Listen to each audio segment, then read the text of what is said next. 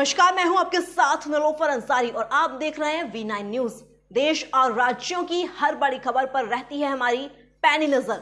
तो आइए नजर डालते हैं आज की खास खबर पर। केंद्रीय राज्य मंत्री अश्विनी कुमार चौबे के भागलपुर पहुंचते ही भारतीय जनता पार्टी के कार्यकर्ताओं ने उनका जमकर स्वागत किया। उसके बाद अश्विनी चौबे ने प्रेस वार्ता करते हुए जमकर बिहार सरकार को निशाना साधते हुए खरी खोटी सुनाई। उन्होंने बिहार सरकार को गूंगी, बहरी और लंगड़ी सरकार कहा है। श्री चौबे ने कहा, एक तरफ जहां बिहार में जहरीली शराब पीने से सीतामढ़ी में कई लोगों की मौत हो गई, वहीं लखीसराय में खुलेआम अपराधियों ने कई लोगों को गोली मारकर मौत के घाट उतार दिया। कुल मिलाकर उन्होंने बिहार सरकार को गूंगी, बहरी और लंगड़ी सरकार कहा है। उन्होंने कहा, नीतीश कुमार की टीम से अब बिहार नहीं संभल रहा है, उन्हें गद्दी छोड़ देनी चाहिए। साथ ही उन्होंने कहा कि उनकी वाणी काफी अभद्र हो गई है, जिसके चलते जनता उन्हें इस आगामी 2024 के चुनाव में गद्दी से उखाड़ फेंकेगी। आपकी कलम, आप चौथे स्तंभ हो लोकतंत्र के। आपने बहुत कुछ लिख रहे हैं और लिख रहे हैं, कह रहे हैं, बोल रहे हैं, लेकिन सरकार की आंख, कान, नाक वो पूरी तरह से न उनको बहरी है, लंगी है, नुल्ली है, लंगड़ी है, क्या कहा जाए, कौन सी भाषा का उनके बारे में इस्तेमाल किया जाए कि राज्य सरकार, बिहार में कानून व्यवस्था पूरी तरह से चरमरा गई है। पैरालिसिस हो गया है बिहार सरकार को, पैरालिसिस के शिकार हो गए। उतना ही नहीं, 990 की उस भयावह स्थिति में बिहार फिर से पहुंच गया। ये दोनों जो कांग्रेस और राजद के गोद में बैठ करके ये पलटू कुमार जी बार बार पलट रहे हैं, और उधर सल्टू राम, उधर उल्टू राम, इधर पलटू राम। पलटू राम, उल्टू राम और सल्टू राम में बिहार फंस गया है।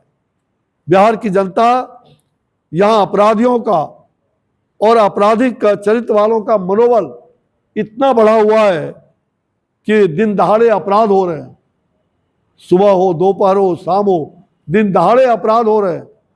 वे जानते हैं कि प्रशासन कोई बिगाड़ नहीं सकता, यहाँ की राज्य सरकार कुछ बिगाड़ेगा नहीं।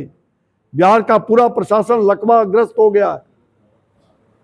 लखीसराय में हुई घटना अत्यंत ही दुर्भाग्यपूर्ण और दुखद है, एक बहुत बड़ी चुनौती है। और मुझे सही में कि उन्हें समझ कहा, पहले बस लूटी जाती थी इसी बिहार में 90 के दशक में।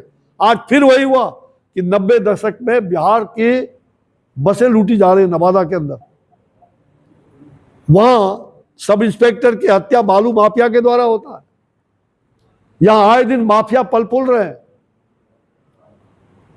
माफियाओं का राज हो गया है। कभी महिला पदाधिकारी पीटी जाती है बालू माफिया के द्वारा, कभी दरोगा मारे जाते हैं। ये क्या हो गया बिहार में?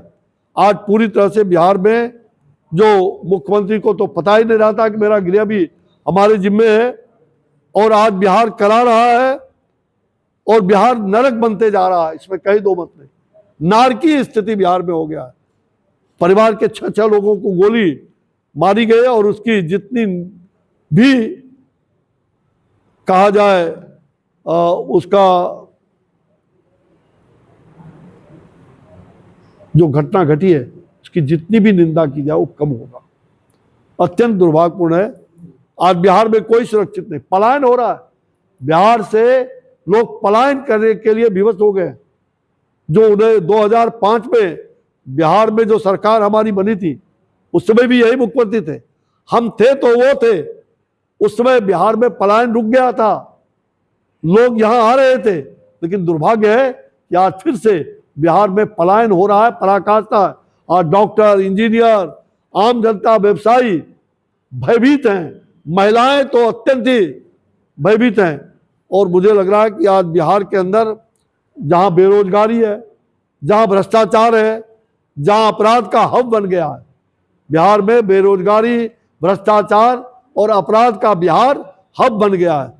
और मुझे लग रहा है कि यहाँ के मुख्यमंत्री जी कान में कड़वा तेल डाल के, ये चाचा, भतीजा और बड़े भाई कड़वा तेल डाल करके ये सोए हुए हैं। इनको तनिक भी लज्जा नहीं है। लज्जा नाम का, इनसे लज्जा भी शर्मा रही है। अब तो लज्जा भी शर्माना शुरू कर दी है। ये मुख्यमंत्री के इस हरकत से लज्जा भी शर्मा रही है। ये दुर्भाग्य है और इन दोनों को आज अविलंब इस्तीफा देना चाहिए।